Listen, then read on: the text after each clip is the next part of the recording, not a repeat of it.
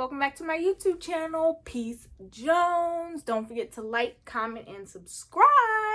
Haven't seen you guys in forever, but I'm back again with another video. You know, it's a nice rainy day. I figured, why not get on camera and give the people what they want to see? So I have a topic for the Dating Chronicles. This topic has been sitting on my chest for a minute now, and I'm like, let me just go ahead and push this out there, right? So this topic is called Dating in the DMV. I got my inspiration for it because I was randomly watching Living in the DMV, and I saw a whole bunch of like really interesting videos come up from millennials that have moved from out of state to the DMV, or more so DC. And then I stumbled across Dating in the DMV videos. So I was like, you know what? The things that they're saying I find to be very true. So I'm just going to make my own spin on it. And yeah, here we go. So I got a few topics. I got some pros and some cons. And then I'm just going to speak on it in general, right?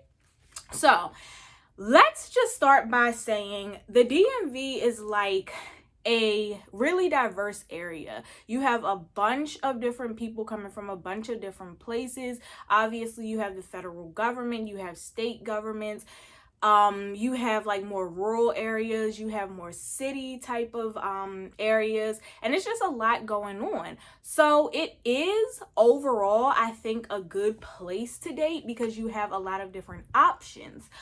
But let's just get into these pros and cons, okay? Let's start with the pros. So, pro number one, it's a hub for young Black professionals.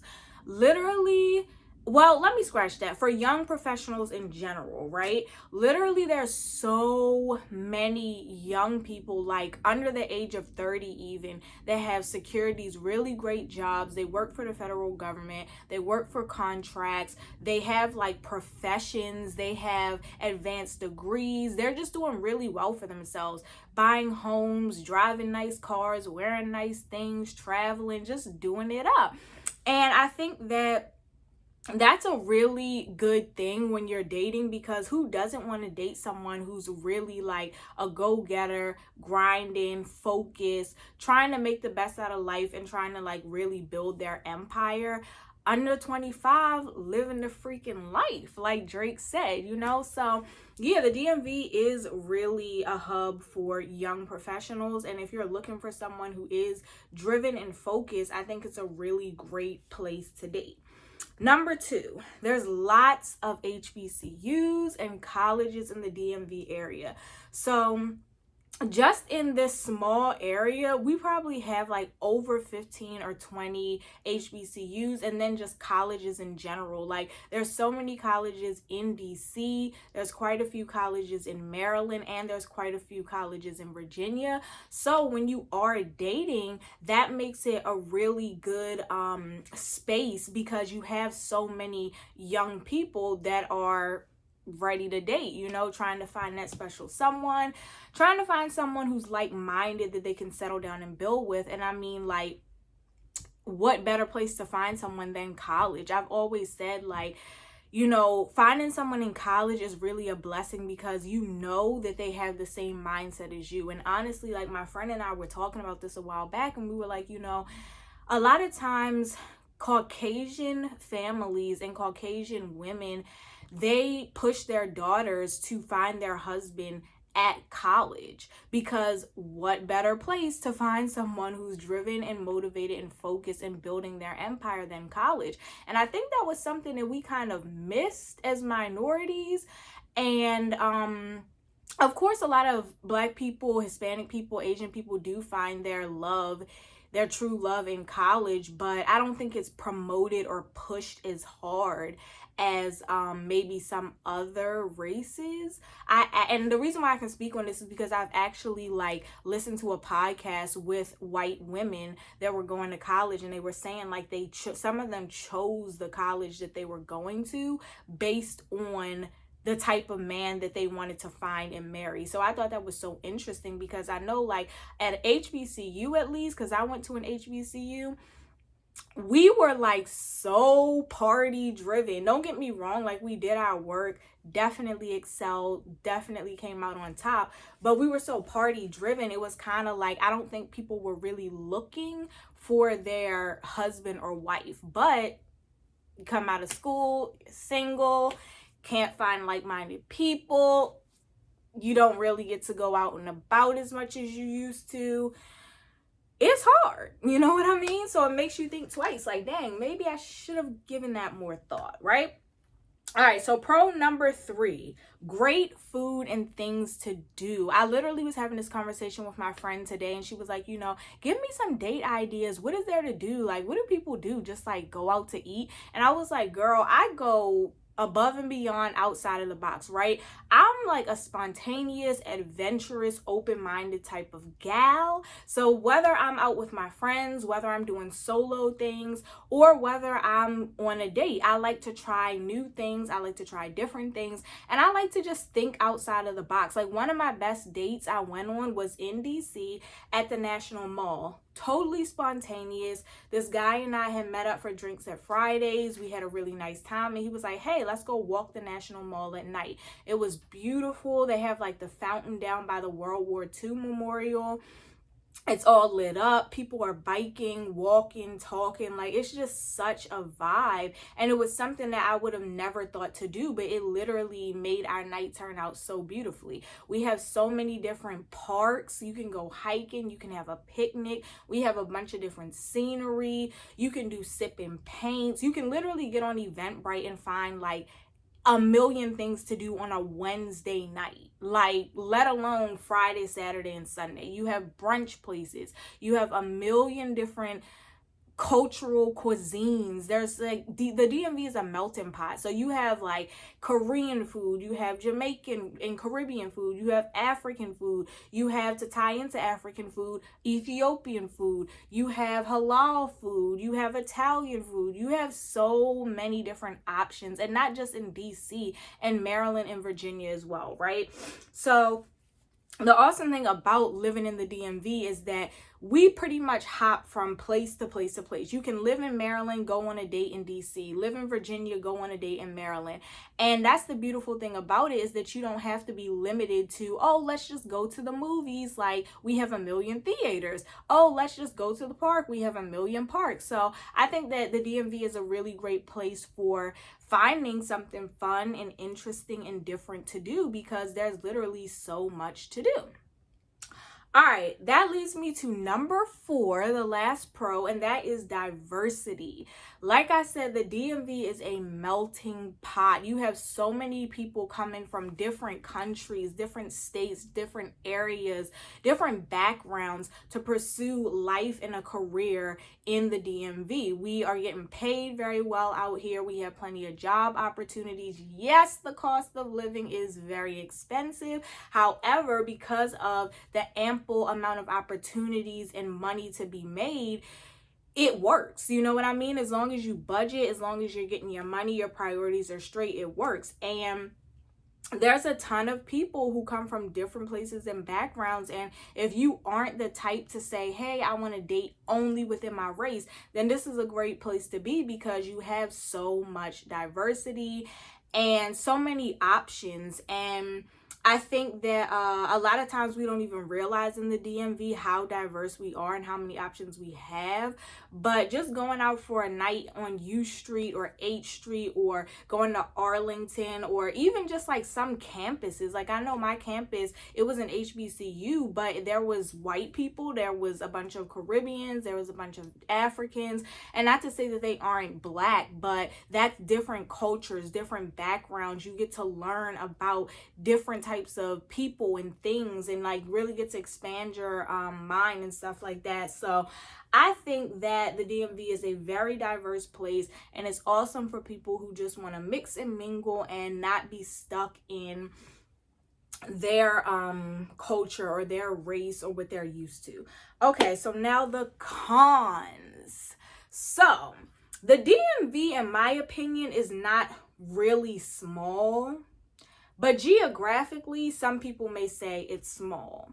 However, I would say it's small if you're talking about people knowing one another, right? So I think if you have been to college, you've worked any type of like shift work job, whether that be a hospital, a casino, a law enforcement or security, anything like that, where like you work with a bunch of different people rotating in and out, you pretty much feel like you know a lot of people in the DMV, whether you are in a sorority or a fraternity. If you're involved in anything basically where you mix and mingle with large groups, you will feel like it's small. I know based on some of the jobs that I've done in the past and then going to HBCUs, it's like just from that, I feel like I know a lot of people.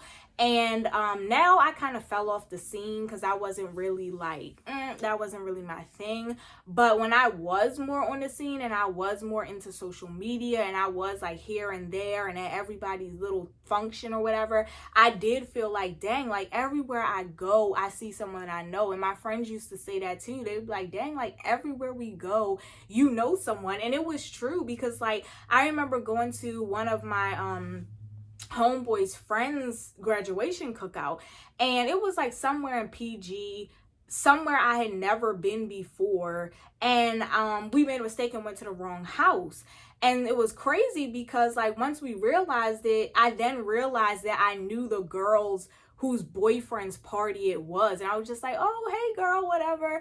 And then like I'd be in Virginia and I would see people that I knew, or I'd be at a restaurant here and I'd see people that I knew, and it just was crazy. Like dang, like you really do feel like the DMV is small once you like kind of get out there and you get to know different people, if that makes sense. So basically what I'm saying is a lot of people may not like that aspect of it because they might feel like, well dang, like after I've been to high school, college, and I worked a few jobs, I feel like I know everyone, or I can't date her because that's my homeboy's brother's girlfriend, or I can't date him because I used to talk to his roommate type of thing. So you know, it is what it is. Number 2, people are overly consumed in their work.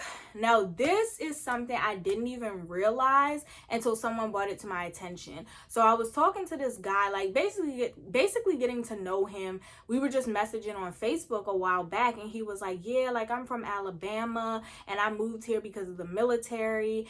And I just really feel like people here are so consumed with their career advancement, you know, just building themselves, that they really don't care to get to know someone. Or if they do, it's not on a level where it's like, I want to build with this person, I want to really grow with this person, or anything like long term. And I was kind of offended. I was like, you know, I'm from the DMV. What do you mean? We not like that. And then I was like, hold up. We really are though. Because honestly, I feel like, and don't get me wrong, like dating has changed drastically in the past 2 to 3 years. Like to where as though I'm like, yo, like, is it me? It like, what happened? And I can make a whole nother video on that. But basically what I'm saying is I feel like people, like they want someone to entertain them, but they have too much going on in their personal lives to actually like pursue that. So it's kind of like, well, let me reach out to you. Let me get your number. If I'm bored at work, I'll text you. But will we go on a date to really get to know each other? Maybe. Will we really take the time to like, you know, pursue each other and really keep this going? Maybe. You know, I have the perfect opportunity to invite you to this and that and get to know you better. Will I? Maybe. It's kind of like, I don't know whether it's like a fear thing, like a lot of people are too hurt to want to let someone in, or whether it's really like I'm grinding, I don't have time, I'm not looking for a relationship, I feel like you're gonna slow me up, like I gotta get this money type of mindset. And I think that's what it is, because it's weird, because even people who like know that you're at a certain place and they know that you have your priorities together, they'll still push you to the side just because they still have more that they want to do, which isn't a bad thing. Like, by all means, I'm totally the type to be like, get your money, get your life together, get your priorities straight, accomplish your goals. Like, don't let anyone prevent you from doing that. But at the same time, it's like, you shouldn't be dating and you shouldn't be making it seem like you really want something serious, or you're trying to build, or you're trying to find your wife or husband if you don't have the time to and you don't really want to. You know what I mean? Like, you can't pursue someone and then if they want to go on a date, you're like, no, how dare you? I am taking this exam. Or like, no, how dare you want me to call you? I'm over here trying to start my LLC. Like, that's good. And I support you and I want that. But just don't date right now. You know what I mean? Because like, what are we going to do? Like, should I just text you every month? Like, what's good? So I totally understand that. And I totally understand where he was coming from with that. And I've talked to other people that are from out of state and they've confirmed the same thing. They've said, like, up here, people are too career oriented, too, focused on themselves and their grow up, glow up, advancement, whatever you want to call it, that they kind of not really like dating as it should be done, Okay, so number 3, people have super high standards. I can agree with this as well, but I don't know if this is just, strictly something that goes on in the DMV. I feel like this is all over the place, especially with like Gen X and millennials. We're definitely the generation that has taken back our livelihood, our happiness, our mental health, our peace. And I think that with that, sometimes we have standards that we aren't being realistic with ourselves. Like, do we actually meet them? Are we bringing to the table what we're asking to be delivered as well? Are we really who we think we are? Do we look as good as we think we do? Are we as intelligent as we think we are, type of thing? And I can agree that this can be very discouraging. I was telling my friend the other day, like, I feel like there was once a time in dating where, like, if a woman was attractive, let's say a good 8 at least, she had a good job, she was intelligent, she was caring, nurturing, the type you could bring home to your mom, that was pretty much good with guys, you know what I mean? But now it's like, you can have a beautiful woman, like a whole 10, keeps up with herself, very feminine, intelligent, pursuing her goals, got all her ducks in a row, and it's still like, you're not what I want.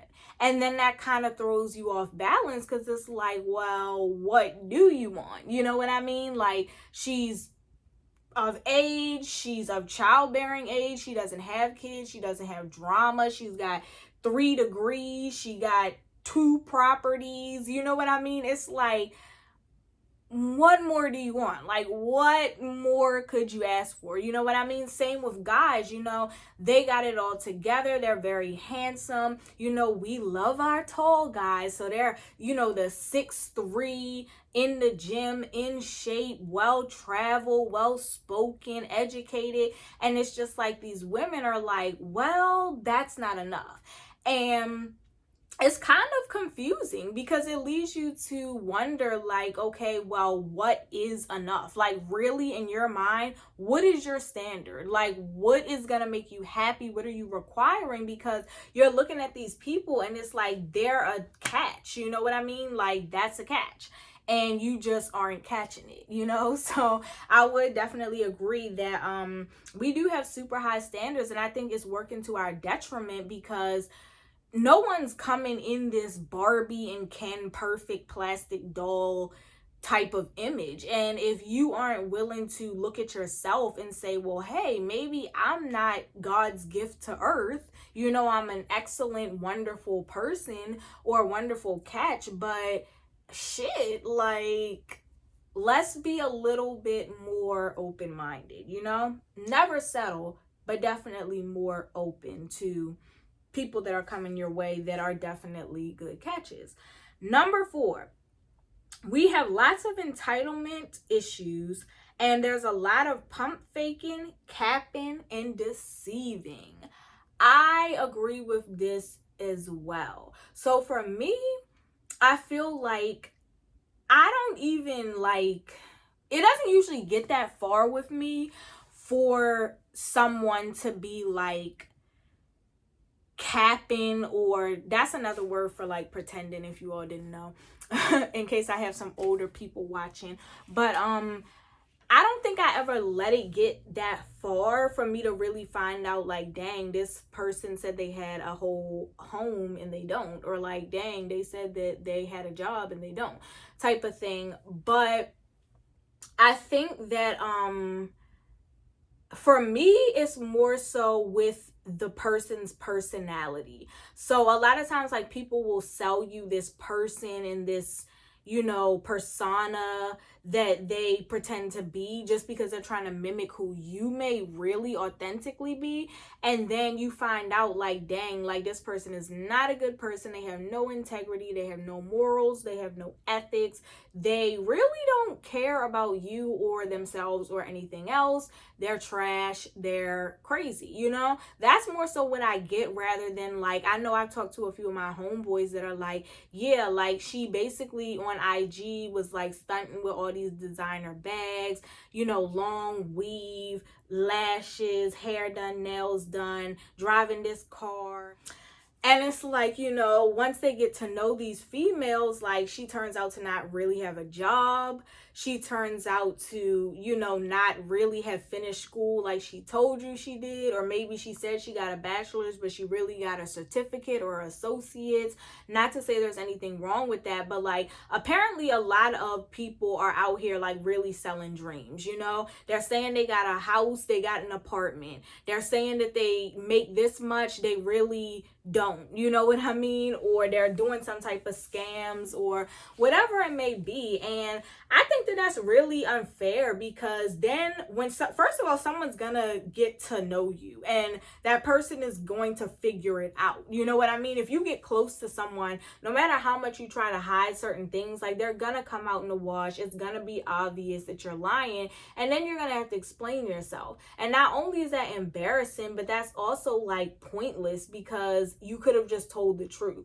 And it puts the burden on the other person to say like, hey, do I really want to stick it out with you? If you lied about this, what else could you be lying about? And then just like, do I want to deal with someone who doesn't have a job now, or doesn't have a car now, or, you know, whatever it may be that they lied about? And so I think that that definitely does occur for sure. I've seen it more so in like acquaintance type of things than, like I said, relationships. But I do know it occurs, because I do know a lot of people that it's happened to. I know on social media it happens a lot, but I just like, I'm really good at like just sifting through social media. I don't really add people that I feel like we not, you know, going the same place in life, thinking the same, doing the same things. And I also just don't really entertain people that, you know, reach out to me that I feel like you probably are trying to deceive me, type of thing. But yeah, I definitely do think it happens, you know, in this social media age. A lot of people just want to, you know, keep up where they can, or they just want the quick way, the easy way. And a lot of times people are not living how they say they're living. They're not doing what they say they're doing. They don't have what they say they have.